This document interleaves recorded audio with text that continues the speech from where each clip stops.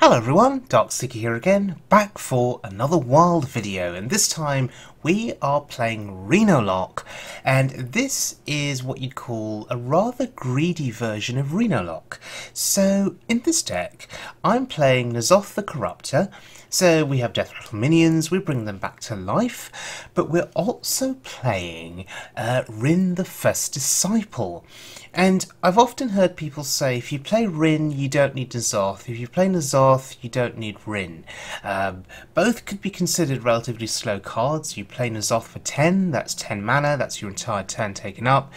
Rin costs 6 mana, but in order to get to Azari the Devourer, you have to play all of those seals, and that is a very slow process. But if you can get to Azari, you can wreck the hopes and dreams of combo decks, and you know, that's just then game over. Rin to me is relatively flexible in her usage because yes, you can destroy an opponent's deck, but also she has 6 health and she's a taunt. Going up against aggro, if you miss Sludge Belcher or if you miss Rotten Applebaum on turn 5, then on turn 6, being able to play a 6 health taunt, okay, granted it's only got 3 attack, but sometimes a 6 health taunt can just be life-saving. It can just block damage for a turn, allowing you to survive, letting you draw into something the following turn that can help turn the game around. So there's been some occasions where Rin has just saved me from very aggressive decks. Now, I'm also playing Skulking Geist in this deck as well. Why? Well, Geist was not originally in the deck, and I included it because there was a point where I was just facing Jade Druids, and it was incredibly frustrating, so I put Geist in. So, let's have a look at the deck in action on the Wild Mode ladder. We're going to look at one game, and we're going up against an Even Shaman here. And this is a relatively glorious hand. Rena Jackson, yep, it's a good keep because we can heal to full health. And Even Shaman will specialise in, you know, putting out a lot of pressure very, very early. Totem Golems, 4 mana 7/7s, things from below. And before you know it, your health total is you know, really low. And even if you can clear the board with AoE, they've probably got Crackles or Jade Lightnings to finish you off. So having Reno available, I think, is essential in this matchup. And already he's putting out that pressure. He's really going for my face. And I feel pretty fearless here tapping because, you know, we do have Reno, so we have coin Reno if we need it. That's pretty good.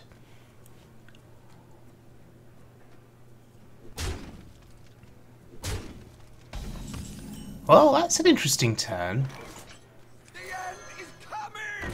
He didn't do much there, did he?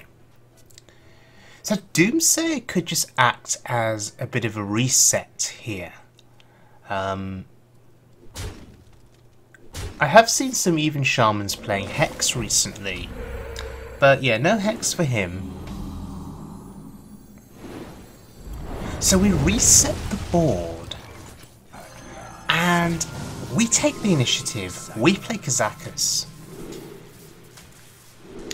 So I've taken the polymorph effect, and usually I'd take the 4 damage to all minions, but now I've taken the resurrection effect. So we've got polymorph and resurrect.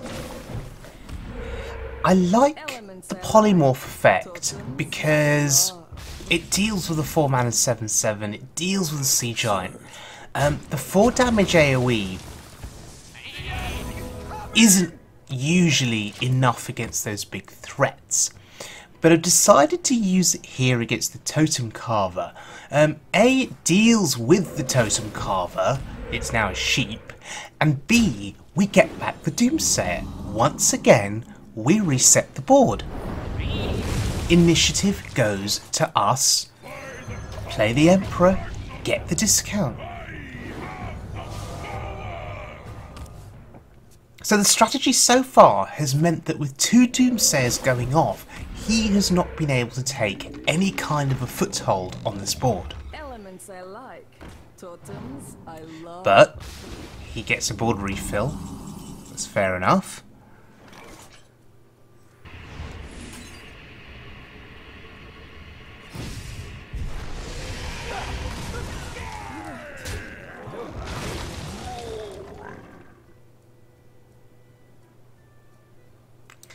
So, can't tap here,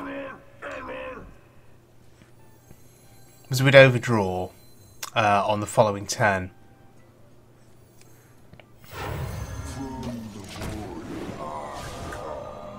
So I'm going to coin out the Void Caller just to get another body on board. Perhaps the coin was more valuable having been kept in my hand, but happy to get the other body down. And once again, the pressure's on.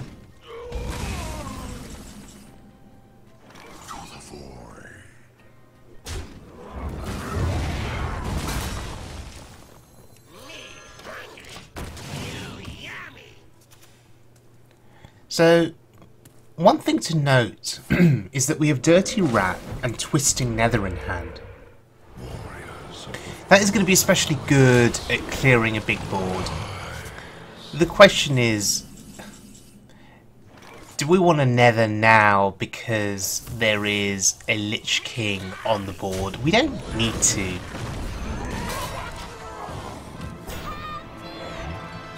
So here's Rin, and this will potentially test for Devolve if he's got it.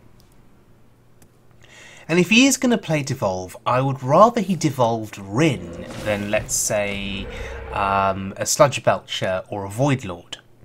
Because I see those minions in this particular matchup as being more valuable than Rin.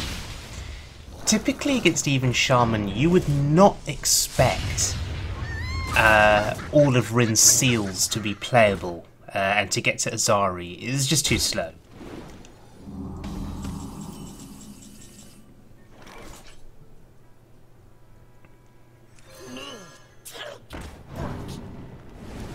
Oh, there's Mr. Turtle. We're gonna be rich.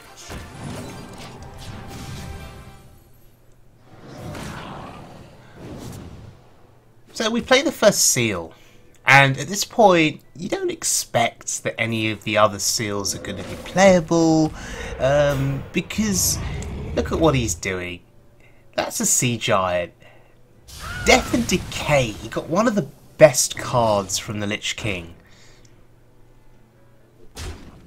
So this is probably going to be some kind of a board clear centric turn here. Twisting Nether is probably going to be what I'll need to play.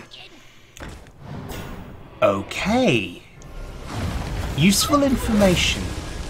No minions in hand. Those are 2 spells. So we're afraid of Crackle, firstly. Jade Lightning is something else we're afraid of. I mean, our health total is still reasonable, so we should be okay. And this is really, really interesting. We've actually got to a point in the game where we can comfortably play the seals and not fear pressure from him.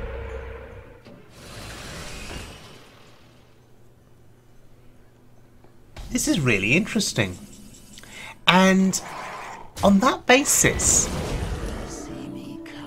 I now feel compelled to see this game through with Azari the Devourer.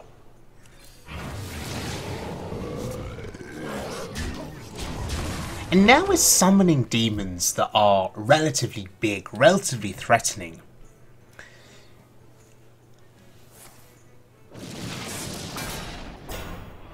Well, that didn't really work out for him. And at this juncture, you're just hoping that he doesn't concede so you can play Azari.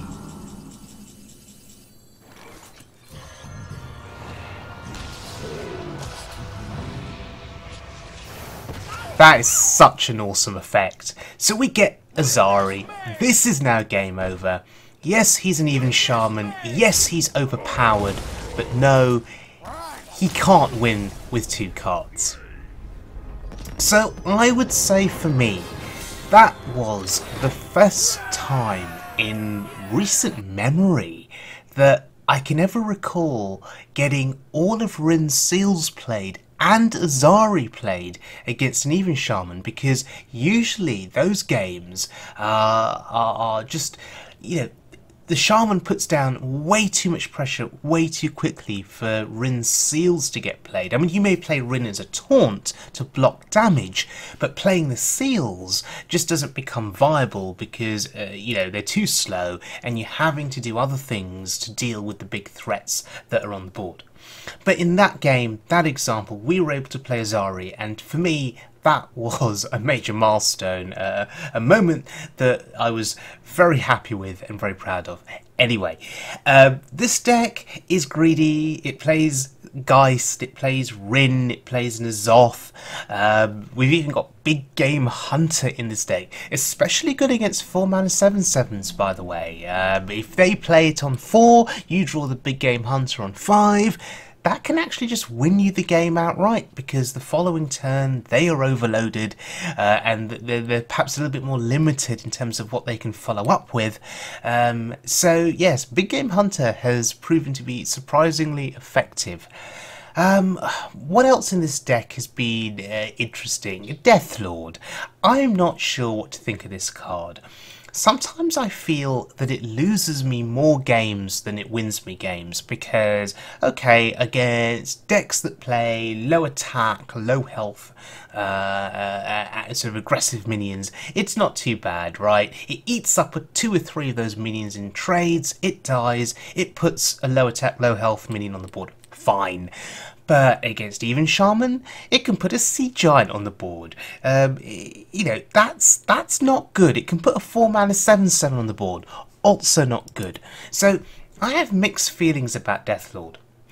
So, I hope you guys enjoyed this video, and if you did, please drop me a little subscribe. I would be very grateful.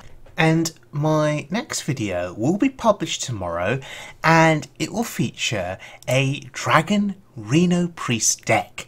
A few of you have been asking me to play Reno Priest, and I thought, okay, if I'm going to play Reno Priest, there needs to be dragons in it, because dragons just makes the whole thing a lot more interesting.